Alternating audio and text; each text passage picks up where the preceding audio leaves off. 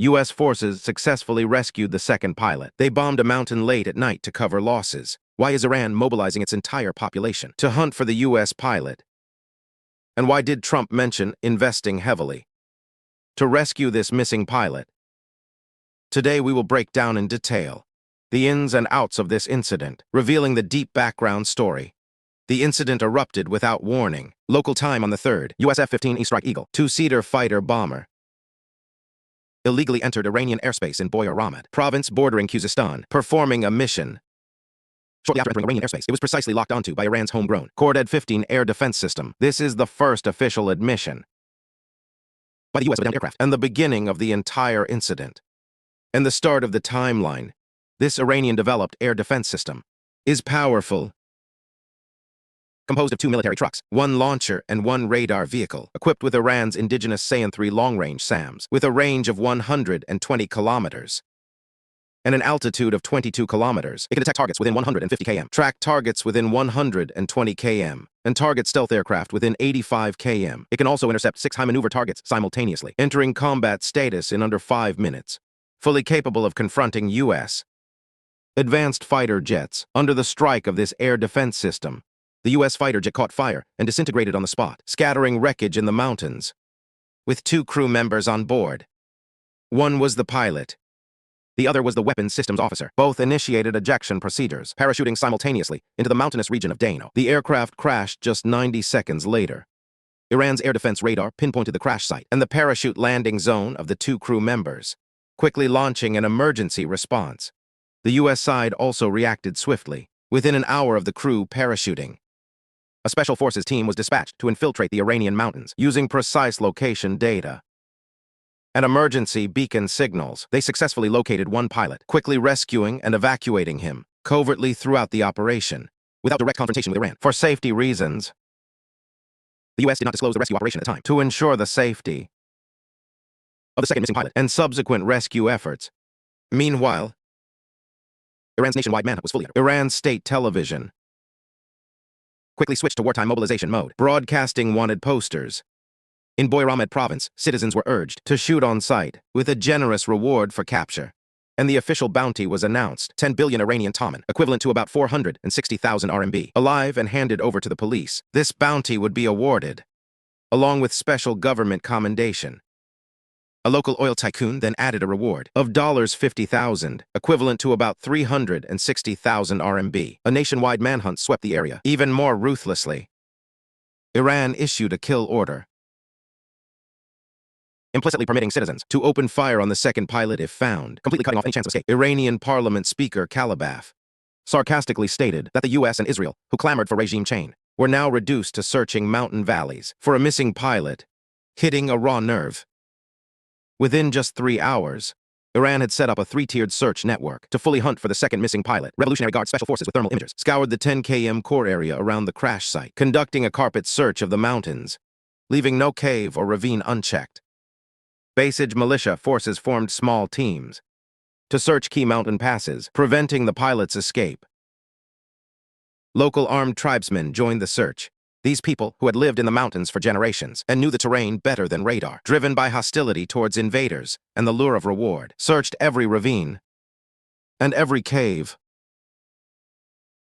Local villagers also voluntarily joined, strictly checking passing people and vehicles, ensuring the second pilot had nowhere to fly. The Iranian embassy in Thailand even released an animated video of the pilot's capture, mocking the U.S. in the most direct way, further expanding their propaganda advantage. The U.S. military responded with a rescue operation, deploying special forces to search for the pilot, while Iran launched a nationwide manhunt.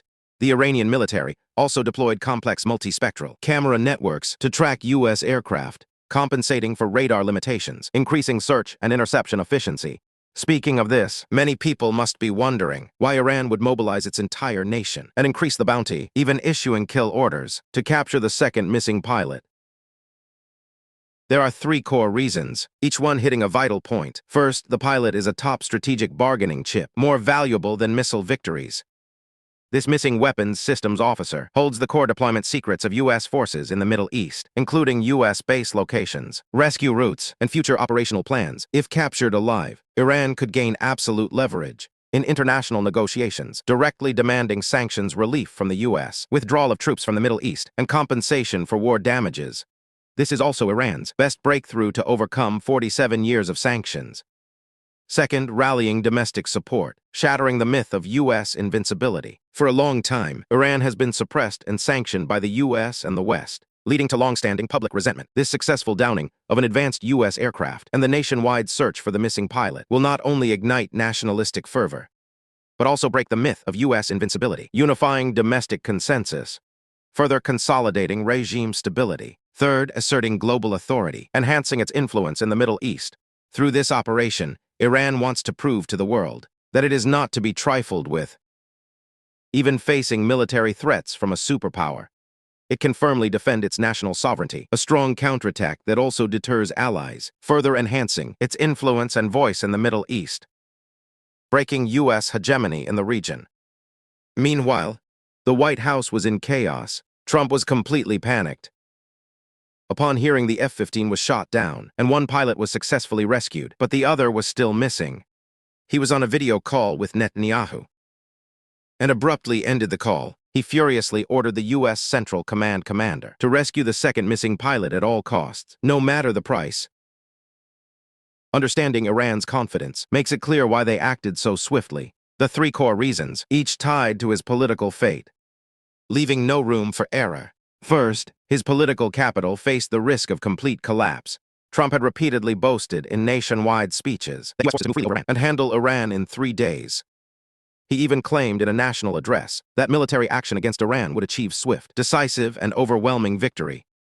But now with the F-15 shot down and the second pilot missing, all his boasts have become a global joke. If this pilot is captured by Iran and paraded publicly, his path to re-election will be completely poisoned. Second, domestic public opinion and political pressure are fatal. According to credible reports, if the second pilot is captured, anti-war sentiment among the American public will erupt. The Democratic Party will seize the opportunity. Even within the Republican Party, there will be doubts about his Middle East policy. He could very well, when a U.S. Black Hawk helicopter was shot down, and the pilot captured and paraded, triggering a nationwide anti-war backlash in the U.S. The Secretary of Defense was forced to resign, and U.S. forces hastily withdrew, a major disgrace in modern U.S. war history. Third, the image of U.S. military supremacy will be shattered. If the second pilot falls into Iranian hands, the myth of U.S. invincibility will be completely broken. This will not only undermine U.S. deterrence in the Middle East, but also shake the confidence of U.S. allies and impact U.S. global hegemonic strategy. This is the outcome Trump can least afford. It is precisely because of these three critical concerns that Trump issued the kill order. But he never imagined that Iran had already anticipated the U.S. would launch another rescue operation. They had already deployed numerous portable anti-aircraft missiles and heavy machine guns on both sides of the valley where the second pilot might be hiding, setting a trap, waiting for the U.S. to fall into it. More importantly, Iranian citizens and tribal forces were also prepared, ready to strike any U.S. rescue forces that entered. This also means the second U.S. rescue operation faces immense resistance. The U.S. rescue convoy carrying Trump's kill order was heading into the trap. Facing a difficult situation, the U.S. rescue fleet, under Trump's kill order, the second rescue operation was launched hastily. The lineup was luxurious, but it hid potential dangers. The Air Force's Special Rescue Team, with elite forces led by Delta Force, carrying 2 HH-60 Pave Hawk rescue helicopters, 1 HC-130G search and rescue command aircraft, 1 A-10 attack aircraft, and MQ-9 drones for reconnaissance and cover. Several KC-46A tankers provided range support. The rescue team took off from southern Iraq, flying at extremely low altitude through Zagros mountain gorges, deep into Iran, over 300 kilometers, carefully avoiding Iranian radar detection throughout, attempting to sneak back under the cover of night. The second missing pilot. This high-risk infiltration operation was exclusively reported by the British Daily Telegraph. Trump later revealed dozens of aircraft were deployed for this rescue, helicopters and hundreds of special forces personnel, meticulously planned, ensuring the pilot's safe rescue. This hasty rescue operation, although it successfully rescued the second missing pilot, it came at a heavy price. It was a Pyrrhic victory. More than 24 hours had passed since the second pilot went missing. He was in the mountains with only a handgun and emergency supplies, barely evading the search. The emergency beacon activated briefly, then was manually turned off. The U.S. side monitored his approximate location, through covert means the entire time, laying the groundwork for the rescue. As the rescue team arrived over the target area, they were immediately discovered by Iranian ground forces and local militia. A fierce firefight erupted instantly. During the exchange of fire, 2 HH-60s rescue helicopters were hit by small arms fire and shoulder-fired missiles, their fuselages riddled with bullet holes. One was precisely hit by Iranian villagers. Several crew members sustained minor injuries. The crew desperately fought to control the aircraft, finally breaking free from the blockade, bringing the second missing pilot safely back to base. But the attack aircraft providing cover was not so lucky. Its fuselage and engine were hit. The pilot used his last strength to pull the aircraft, ejecting safely after flying out of Iranian airspace. The fighter jet crashed in the border desert. Iran later released photos of the wreckage, a major embarrassment for the U.S. military.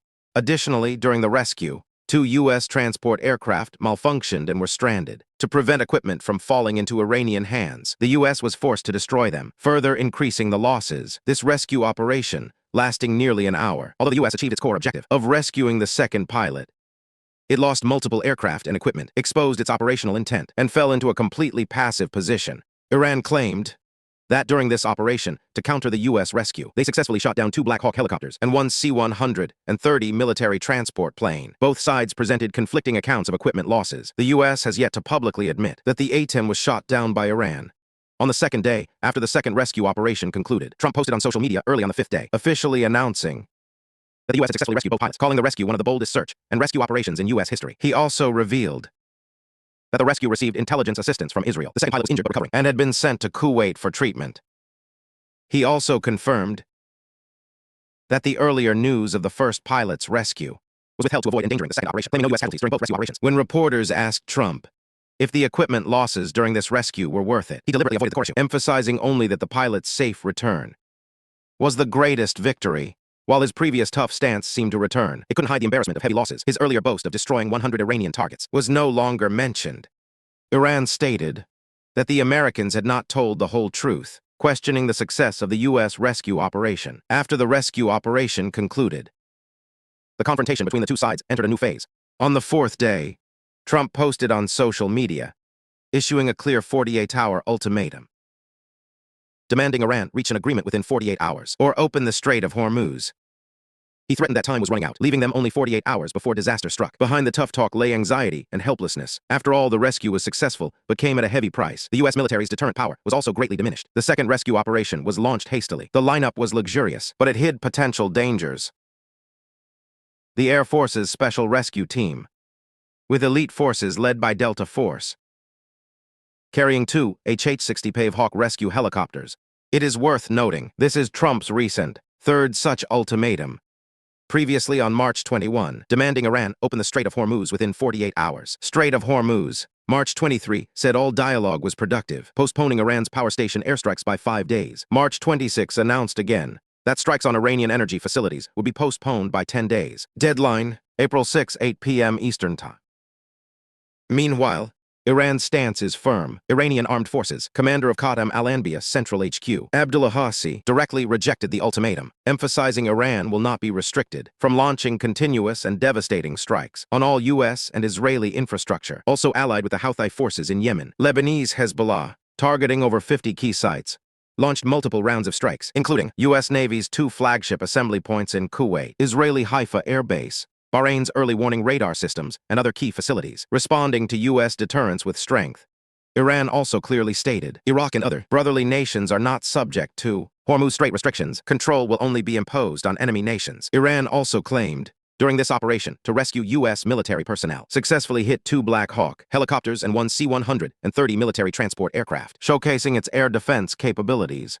In addition, spokesperson for Iran's Qassem al-Anbiya Central HQ publicly stated that the day the aircraft was shot down was defined as a black day of shame for the Iranian military. Since the start of the conflict, Iran claimed to have shot down US F-15E and F-35 fighter jets, and also intercepted 16 US MQ-9 Reaper drones.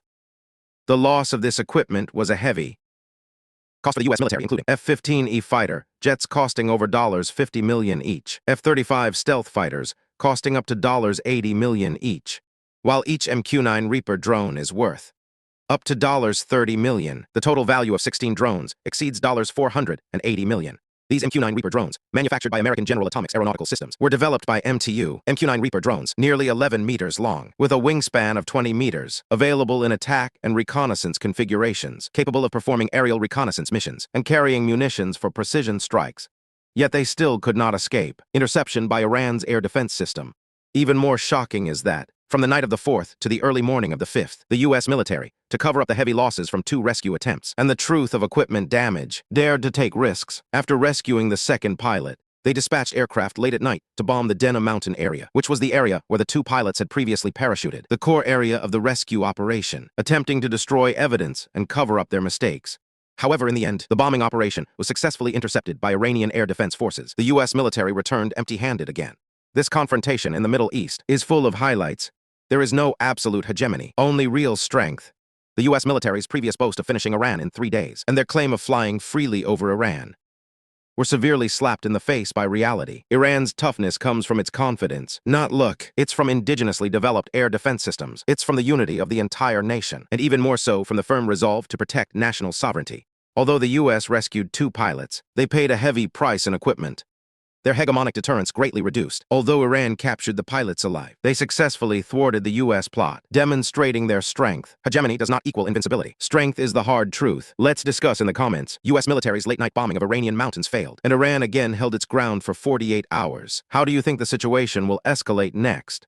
Thank you all for watching today's DAFE Global Geography. If you like our content, please like, share, and follow. I am Daffy. See you in the next video.